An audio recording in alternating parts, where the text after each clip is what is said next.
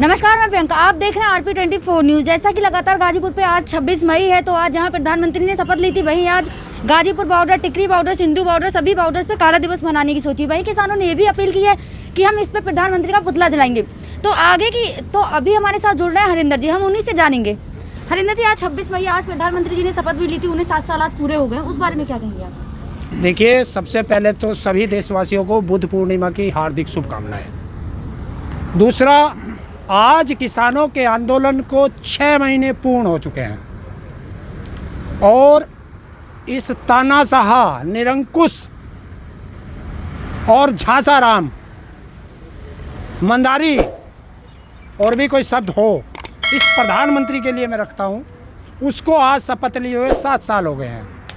और इस 7 साल के अंदर ये मंदारी ड्रामेबाज 7 साल में 8 बार रोया है और वो जनता को बहकाने के लिए रोता है।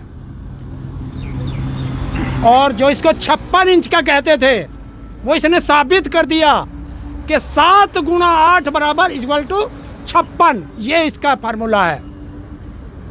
और इसका 2 दिन पहले रोया, घड़ियाली आंसू रोया, और उस घड़ियाली आंसू के रोते के हुए सारे मीडिया का ध्यान हटाते हुए रिजर्व बैंक खाली कर दिया। फिर 99 लाख करोड़ कितने ले लिए, वो फिर ले लिए। कहाँ जा रहा है पैसा? आपको ऐसा नहीं लगता देश में पहली बार हो रहा है कि किसी मुख्यमंत्री का विरोध आप लोग इतना कर रहे हैं, काले झंडे दिखा रहे हैं, वहीं काला दिवस भी मना रहे हैं आज? देखिए, ये प्रधानमंत्री नहीं है। अच्छा, मैं आज आपसे एक सवाल पूछता हूँ। आपको ये नहीं लगता? नहीं, पहला सवाल मैं आपसे पूछता हूँ। सुनिए, आप पत्रकार हैं, मैं आपसे एक सवाल पूछता हूँ, सारे पत्रकार, और हाँ या ना में जवाब जोर से बोलना पड़ेगा, क्योंकि ये देश का सवाल है। आप भारत के नागरिक हो या प्रजा? जवाब दो। नागरिक है। नागरिक है। तो जब आप नागरिक हैं, प्रजा नहीं हो ना। जब प्रजा नहीं है तो ये राजा नहीं है, नागरिक है। हमने चुन के भेजा है। हमने चुन के भेजा, मगर देश को चलाने के लिए तो किसी देश चलाने के लिए दिया था, बेचने के लिए थोड़ा ही दिया। अगर तुम्हारे यहाँ कोई नौकर रहेगा, क्या वो आपका खेत बेच सकता है, आपका घर बेच सकता है? नौकर को काम दिया था कि आप खेती करिए और अपनी तनख्वाह लीजिए, खेती अच्छे से करिए। तो इसको देश चलाने के लिए दिया था, ना कि ये देश बेचने के लिए दिया था। तो इससे सवाल हम पूछेंगे, और हम वो हैं, क्योंकि अगर हमारा नौकर अच्छा कार्य ना करे तो नौकर को हटा देते हैं। तो आपने हटाने की बात कही, तो भाई यूपी इलेक्शन आ रहे हैं तो उसमें हटाइए ना। आप ऐसे देश की छवि बेकार नहीं कर रहे कि काला दिवस मना रहे हैं प्रधानमंत्री जी के लिए, काले झंडे दिखा रहे, तो इससे तो देश की छवि जो है वो खराब हो रही है। अच्छा, देश की छवि काले झंडे प्रधानमंत्री को दिखाने से, उसके पुतले फूंकने से होती है। देश की छवि जब खराब नहीं हो रही थी, जब 6 महीने से भारत का किसान बॉर्डरों पे लेटा हुआ है, आप लोगों के ऐसे और बॉर्डर पे लेटा हुआ है। 471 किसानों की शहादत हो चुकी है। और ये ड्रामेबाज एक ट्वीट नहीं कर पाया उनके लिए।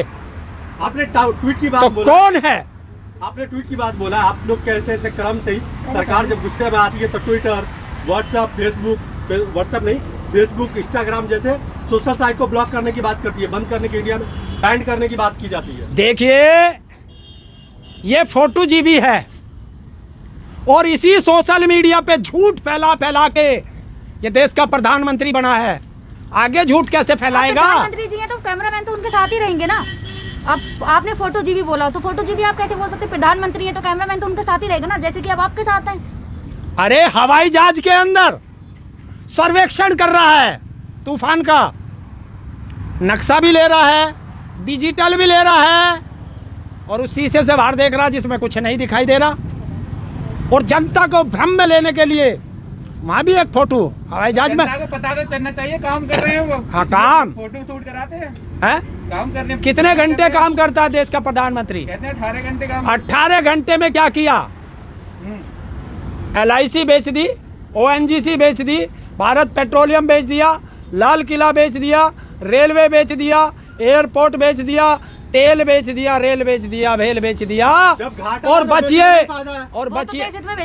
आप मुझे ये बताइए, सरकार के पास कंपनी रहती है तो घाटे में रहती है, और लाला के पास, अडानी अंबानी के पास पहुंच जाती है तो वो प्रॉफिट में आ जाती है। ऐसा क्यों? उससे देश को फायदा नहीं है। अगर बिक जाती है उससे देश को फायदा नहीं है। क्या ना? कल देश को कैसे चलाओगे? आज तो तुम घर बेच बेच के अपना गुजारा कर लोगे, कल क्या बेचोगे? कल बेचने की आने वाली पीढ़ी क्या करेगी? ऐसा हो सकता है नौबत ही ना आई है कल बेचने की। क्यों? इतना जो पिछले 70 सालों से जो सरकारें चल रही थी, जो वो देश की संपत्ति बना रही थी, वो कैसे चल रही थी? अब आप पिछली सरकार की तारीफ कर रहे हैं भाई, अगर बीजेपी इस बार हारेगी तो अब अगर जो भी नई सरकार आएगी फिर बीजेपी की तारीफ करोगे? देखिए, मर जाएंगे, कट जाएंगे, लेकिन ऐसे निरंकुश प्रधानमंत्री को कभी जीवन में देखना नहीं चाहेंगे। आप कह रहे देखना नहीं चाहेंगे, वही कुछ किसान ऐसे भी है जो कहते हैं अगर बिल वापस ले लिया तो हम प्रधानमंत्री जी के सपोर्ट में आएंगे। हाँ होंगे, कोई होंगे, मैं किसी को मना थोड़ा ही कर रहा मतलब हूं। आप लोगों का खुद ही फिक्स नहीं है कि आपको किधर जाना है? क्यों? हमें इसका विरोध करना। अभी आप काला दिवस मना रहे हो, विरोध कर रहे हो, वहीं अगर बिल वापस हो गए तो आप सपोर्ट में आ जाओगे। क्यों आ जाएंगे सपोर्ट में? खुद किसान है ना ऐसे। अरे कोई है, ये तो रहते हैं, हो सकता है वो किसान ना हो, और किसान भी हो तो ठीक है, वो उनका अपना विवेक है, मेरा अपना विवेक है। मैं अपनी बात करता हूँ, गर्दन कट सकती है, इसके सामने सर नहीं भाई झुकेगा। प्रधानमंत्री जी को आज 7 साल पूरे हो गए, तो उनके अच्छे भी तो काम है ना, उनने मंदिर बनवाया है। इस महामारी में मंदिर कहाँ है? कहाँ है? ताले लग गए। 2 ही काम किए हैं उसने, 2। एक पटेल की मूर्ति बनवाई, उसमें ताला लग रहा है इस महामारी में। राम मंदिर बना के तो अच्छा काम किया ना, जो आपका जातिवाद का मुद्दा था वही खत्म हो गया। कहाँ था जातिवाद? कौन मान रहा जातिवाद? राम किसके थे? किसके थे राम? आप जब वोट देते हो तो जातिवाद पे ही देते हो ना। हमने नहीं दी इसे, तो राम मंदिर के लिए दिया था ना। हमने इसे नहीं दी। तो ऐसे प्रधानमंत्री बन गए? हाँ, ऐसे कैसे बन जाएंगे? ईवीएम है उनके पास। अच्छा, हाँ 300+ सीट लाने का मतलब समझते हैं आप? हाँ, ईवीएम बिना वोट के 300+ सीट आई है। ईवीएम। ईवीएम होती तो आप बंगाल ईवीएम में को गलत चुनाव ठहरा रहे जीतते हैं। क्या? हैं? ईवीएम होती बंगाल के अंदर चुनाव जीतते। अरे ये तुम जैसों को बेवकूफ बना रखा है। हाँ। 2-4 जगह छोटे चुनाव में हारते हैं, बंगाल का और चुनाव तुम्हें है। हाँ छोटा चुनाव था, हाँ।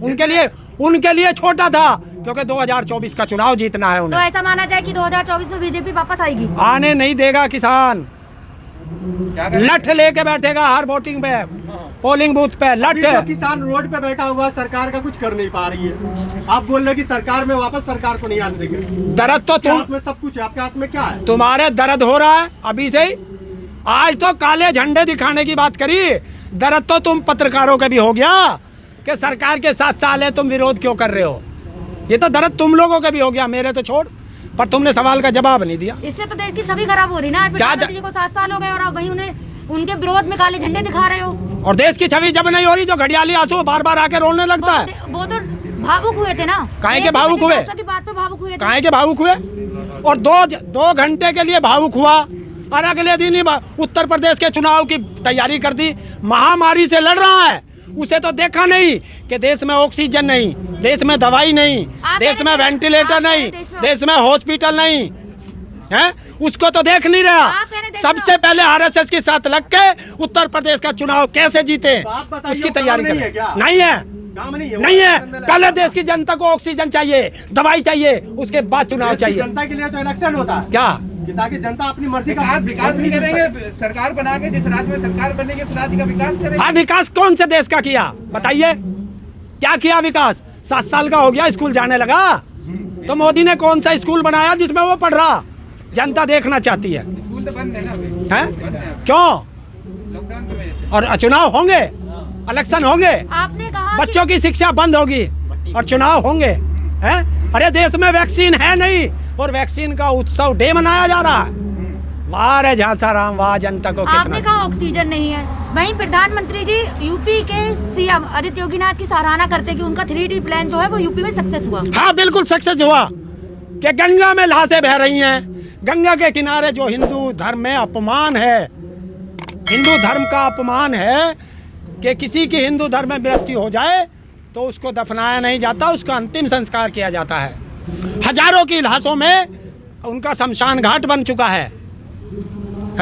और अब अपनी नाकामी छिपाने के लिए अब क्या कर रहे हैं कि जो लाशें थी, अरे जीते जी आपने वो नहीं दिया, दवाई नहीं दी, ऑक्सीजन नहीं दिया, हॉस्पिटल नहीं दिया, मरने के बाद आपने अंतिम संस्कार नहीं होने दिया, और जो लाशों पे कपड़ा था आज योगी जी उसे भी खींच रहे हैं, हटवा रहे हैं कि ये लाशें दिखाई ना दे, मेरी छवि खराब ना हो। ये है मोदी और योगी का प्लान।